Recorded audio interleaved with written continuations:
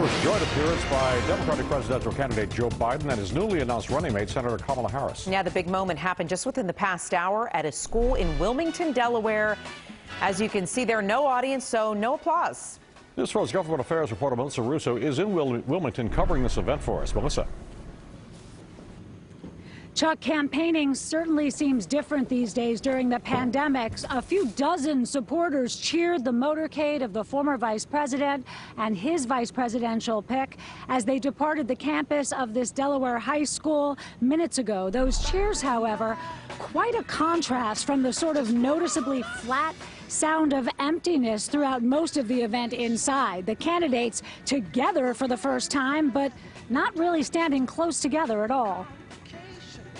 Is anyone surprised Donald Trump has a problem with a strong woman? Before introducing the woman he sees as his strongest running mate, Joe Biden took the opportunity to lay out his case against Donald Trump.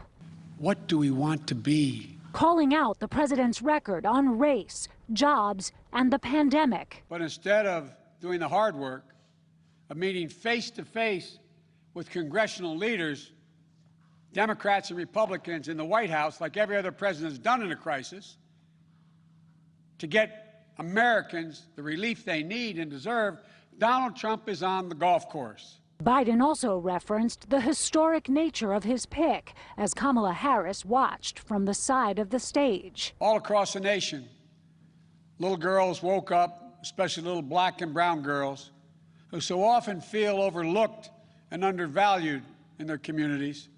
But today, just maybe, they're seeing themselves for the first time in a new way. Kamala, the floor is yours. The absence of applause noticeable in this new world of virtual campaigning. And I'm ready to get to work. I am ready to get to work. America is crying out for leadership. Yet we have a president who cares more about himself than the people who elected him.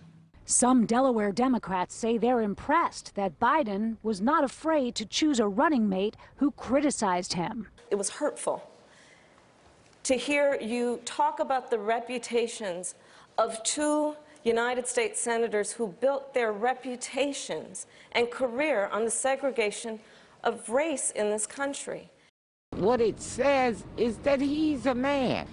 If somebody says to Donald Trump, "Oh, I don't like that tie you got on," he's going to take your job. I think it's the best pick for Joe Biden out of the group that he was supposed to select from. He made history. It's very powerful because it just shows that, like, women, especially women of color, like, we can do anything. And Democrats here in Biden country are expressing a mix of excitement and also a little bit of nervousness about whether these virtual events will drum up the kind of excitement they need to cross the finish line. The Democrats will have another 4 days to work on that at their virtual DNC, which is taking place next week, followed by a semi-virtual RNC the week after.